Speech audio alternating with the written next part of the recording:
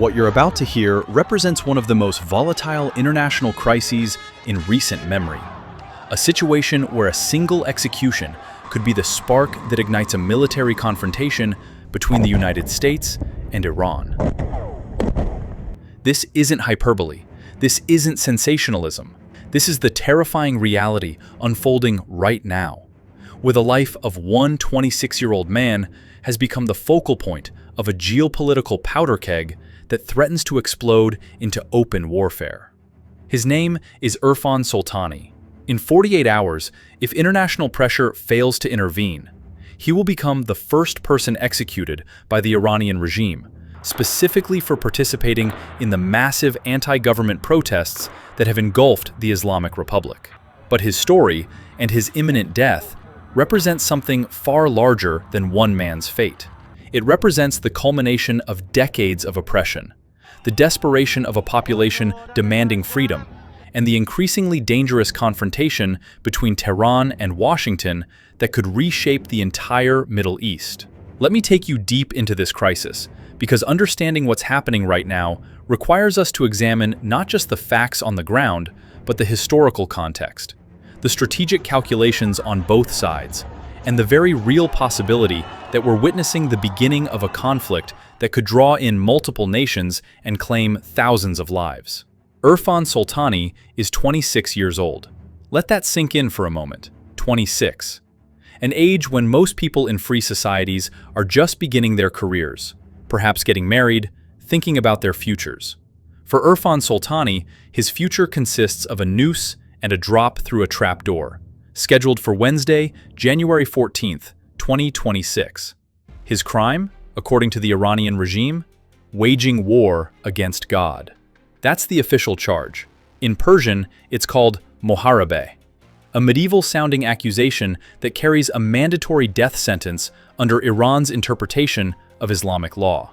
But here's what that actually means in practice. Soltani was arrested during protests in Karaj, a city just west of Tehran. He joined thousands of other Iranians taking to the streets, demanding change, demanding freedom, demanding an end to the economic devastation and political oppression that has defined life in Iran for decades. For exercising what we in free societies consider a fundamental human right, he's about to be killed by his own government. Iran is on my mind when I see the kind of death that is happening over there, and we'll act accordingly. The circumstances surrounding his arrest and sentencing reveal the brutal machinery of Iran's justice system. According to human rights organizations, including Iran Human Rights and the National Union for Democracy in Iran, Soltani was denied access to a lawyer. Think about that. No legal representation. No opportunity to mount a defense. No due process whatsoever. His family was simply informed that he had been sentenced to death and that the execution would be carried out on January 14th. This isn't justice. This is state-sponsored murder designed to terrorize a population into submission. And it's happening against the backdrop of a communications blackout that Iran's government has imposed to prevent the world from seeing the full scale of what they're doing to their own people. To understand why Irfan Soltani's execution matters so much, we need to understand the unprecedented uprising that's currently shaking Iran to its foundations. This isn't a small protest movement. This isn't a few thousand people in one city making noise. This is a nationwide rebellion that has spread across Iran's major urban centers and represents the most serious threat to the Islamic Republic's survival since the revolution of 1979. The numbers tell a story of both courage and carnage. More than 10,000 people have been arrested in recent weeks alone. 10,000 human beings thrown into Iran's notorious prison system, where torture is routine and death sentences can be handed down in kangaroo courts without any semblance of fair trial. These aren't professional revolutionaries or trained insurgents. These are ordinary Iranians, students, workers, professionals, parents, who have reached a breaking point. And the regime's response has been characteristically brutal. More than 500 people are dead. 500. There was many hundred young bodies on the ground, and all of them were between 1819 to until 24. Shot in the streets by security forces and the Islamic Revolutionary Guard Corps. That's not crowd control, that's massacre. That's a government so terrified of its own population that it's willing to gun down civilians en masse to maintain its grip on power. What sparked this uprising? On the surface, it's Iran's failing economy. Decades of mismanagement, corruption, and international sanctions have created an economic catastrophe. Inflation is rampant. The currency is worthless. Basic goods are scarce or unaffordable. Young people see no future for themselves in a country where opportunity has been strangled by ideological rigidity and kleptocratic governance. But this goes deeper than economics. This is about freedom. This is about a population, particularly young Iranians, who are connected to the outside world through the internet and social media, who can see how people live in free societies, and who are no longer willing to accept the suffocating restrictions imposed by a theocratic dictatorship. They're demanding regime change, not reform, not gradual liberalization. They want the entire system torn down and replaced with something that respects human dignity and individual liberty. The Islamic Revolutionary Guard Corps, the IRGC, sits at the heart of this crisis.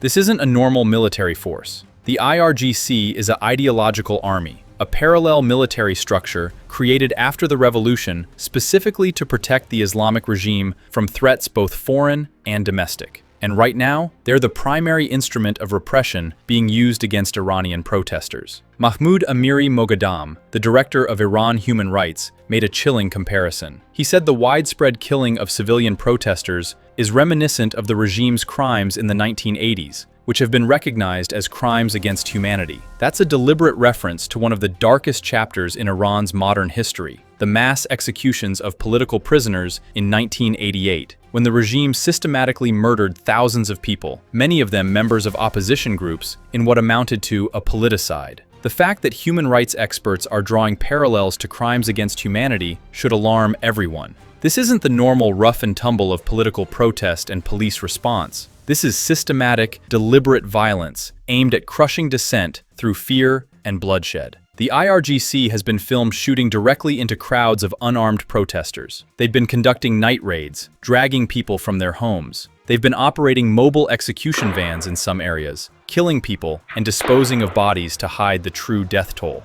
And now, with Erfan Soltani's scheduled execution, they're crossing a new threshold. They're not just killing people in the heat of confrontation on the streets, they're formalizing it, using the apparatus of the state to legally murder someone specifically for protesting. This is designed to send a message. Protest, and you won't just risk being shot in the street, you'll be hanged in a prison courtyard. Into this explosive situation steps Donald Trump, who has made it clear that the United States will not stand idly by while Iran massacres its own people. On Friday, Trump issued a stark warning. They better not start shooting, because we'll start shooting too. This isn't subtle diplomacy. This is a direct threat of military intervention. And on Saturday, Trump doubled down, writing on Truth Social, "Iran is looking at freedom, perhaps like never before. The USA stands ready to help." Then, on Monday, the White House confirmed what many had suspected. President Trump is actively considering military strikes against Iran. White House Press Secretary Caroline Leavitt tried to maintain some diplomatic ambiguity, saying that diplomacy remains the first option, but she made clear that Trump has shown he's unafraid to use military options if and when he deems necessary. What would that actually mean? What does U.S. military intervention in Iran look like? The options range from limited strikes against IRGC facilities to broader bombing campaigns targeting Iran's military infrastructure, nuclear sites, or even leadership targets. Trump has a history of authorizing precision strikes. Remember the assassination of Qasem Soleimani in 2020, when Trump ordered a drone strike that killed Iran's most powerful military commander? The strategic calculation behind Trump's threats is multi-layered. First, there's genuine moral outrage at what's happening in Iran. The images of protesters being shot in the streets, the stories of torture and execution, these offend American values and create domestic political pressure to do something. Second, there's the long-standing U.S. policy goal of regime change in Iran. The Trump administration, both in his first term and now, has made no secret of its desire to see the Islamic Republic fall. A successful popular uprising that topples the regime would be a massive strategic victory for the United States and its allies in the region, particularly Israel and Saudi Arabia. Third, there's the nuclear question. Iran's nuclear program has been advancing rapidly since Trump withdrew from the nuclear deal in his first term. The regime is now closer to weapons-grade enrichment than ever before. If the current government falls and is replaced by a democratic, pro-Western regime, the nuclear threat evaporates overnight. That's a powerful incentive for intervention. But here's the problem. Military action is incredibly risky. Iran isn't Iraq or Syria. It's a country of 88 million people with a sophisticated military, including ballistic missiles that can reach US bases throughout the Middle East and allied nations like Israel and Saudi Arabia. Iran also has proxy forces throughout the region: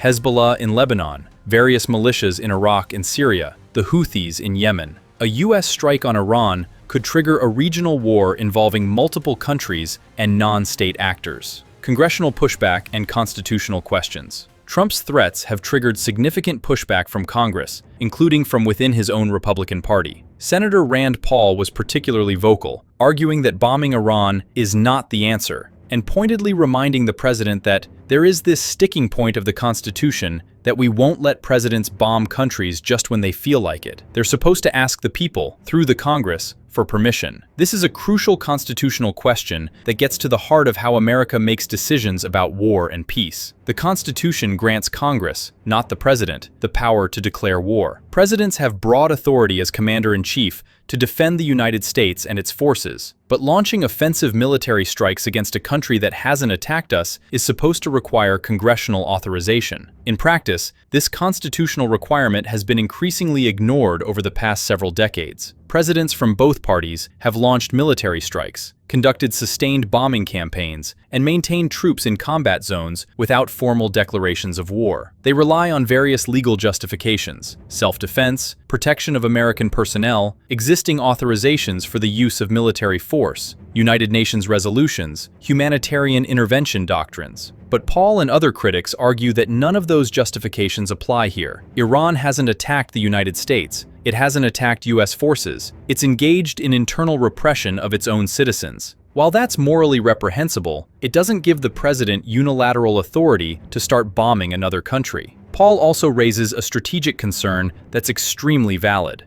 Bombing the Iranian government might actually strengthen the regime rather than weaken it. He argues that Iranians who are currently protesting against their government might rally around the flag if their country is attacked by a foreign power. Nationalist sentiment could override anti-regime feeling, at least temporarily, giving the government breathing room and undermining the protest movement. This is what's called the rally around the flag effect, and it's been documented in numerous conflicts throughout history.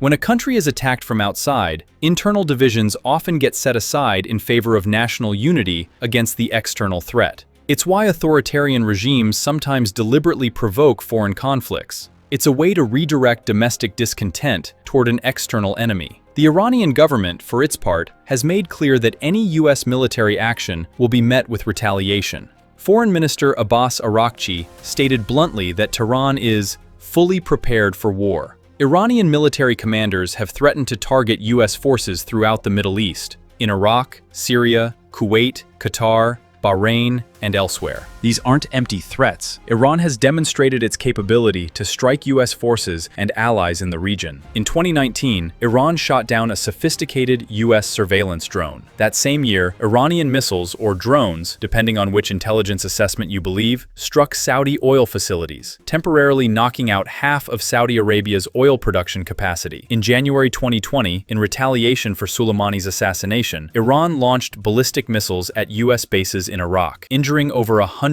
American service members. Iran also has cyber warfare capabilities that could target US infrastructure, financial systems, and private sector companies. And there's always the possibility that Iran could attempt to close or mine the Strait of Hormuz, through which roughly 20% of the world's oil supply passes. Such a move would send oil prices skyrocketing and could trigger a global economic crisis. Then there are Iran's regional proxies. Hezbollah in Lebanon has an arsenal estimated at over 150,000 rockets and missiles, and has threatened to rain them down on Israel if Iran is attacked. Iraqi militias could target the US embassy in Baghdad or attack American troops stationed in Iraq. The Houthis in Yemen could escalate their attacks on commercial shipping in the Red Sea and strike Saudi Arabia and the UAE. In other words, a US strike on Iran, even if initially limited in scope, could quickly metastasize into a regional conflict involving multiple countries, massive casualties, and global economic disruption. The responsibility to protect doctrine. Human rights organizations are invoking something called the responsibility to protect, or R2P, in calling for international intervention to stop the massacre of Iranian protesters. This is an international norm adopted by the United Nations in 2005 that holds that the international community has a responsibility to protect populations from genocide, war crimes, ethnic cleansing, and crimes against humanity. The R2P doctrine emerged from the failures of the international community to prevent atrocities in Rwanda and the Balkans in the 1990s. The idea is that state sovereignty isn't absolute. If a government is committing mass atrocities against its own people, the international community not only can, but should intervene to stop it. In practice, R2P has been applied selectively and inconsistently. It was invoked to justify NATO's intervention in Libya in 2011, which helped topple Muammar Gaddafi, but also contributed to Libya's subsequent collapse into chaos and civil war. It was not applied in Syria, where hundreds of thousands were killed in a brutal civil war, despite clear evidence of crimes against humanity. Applying R2P to Iran raises significant questions. Is what's happening in Iran rising to the level of genocide or crimes against humanity? With 500 dead and 10,000 arrested, it's clearly severe repression. But does it meet the threshold for military intervention? And if it does, should that intervention be unilateral American action? Or does it need to go through multilateral institutions like the United Nations? The reality is that Russia and China, both permanent members of the UN Security Council with veto power, would never authorize military action against Iran. Both have close relationships with Tehran and view Western interventionism with deep suspicion. So any intervention based on R2P would have to happen outside the UN framework, which raises its own legitimacy questions. The intersection of justice and geopolitics. Irfan Soltani's scheduled execution sits at the intersection of individual human tragedy and grand geopolitical strategy. On one level, this is about a young man's life, a 26-year-old who exercised his fundamental human right to protest and now faces death for it. On another level, it's about the fate of 88 million Iranians seeking freedom from authoritarian rule. And on yet another level, it's about the strategic balance of power in the Middle East and the risk of a war that could kill thousands and destabilize the entire region. These different levels are intimately connected, but also potentially in tension. What's best for Irfan Soltani? Obviously, international pressure that succeeds in halting his execution. But what if that pressure takes the form of military strikes that kill other Iranians and potentially provoke a war? What's best for the Iranian protest movement? International support and solidarity, certainly, but does that include bombing their country, which might rally people to the regime and undermine the movement? What's best for regional stability and American interests? That's where it gets really complicated. A democratic Iran allied with the West would be transformative for the Middle East. It would isolate Hezbollah and Hamas. It would strengthen Israel and the Gulf states. It would eliminate a major nuclear threat. But getting there through military intervention carries enormous risks and uncertain outcomes. The comparison to past US interventions is sobering. Iraq in 2003 was supposed to be a quick war that would spread democracy throughout the Middle East. Instead, it destabilized the entire region, cost thousands of American lives, hundreds of thousands of Iraqi lives, trillions of dollars, and created the conditions for ISIS to emerge. Libya was supposed to be a limited humanitarian intervention to protect civilians. It succeeded in toppling Gaddafi, but left Libya a failed state, plagued by civil war and becoming a haven for extremists and human traffickers. These failures don't mean intervention is always wrong, but they should inspire extreme caution about the use of military force and humility about our ability to predict and control outcomes in complex situations. What happens next? As I record this, Irfan Soltani has less than 48 hours to live unless something changes. International human rights organizations are mobilizing, trying to generate pressure on the Iranian regime. The National Union for Democracy in Iran is calling on people worldwide to be his voice, to contact their governments, to raise awareness of his plight. Will it work? History suggests grounds for both hope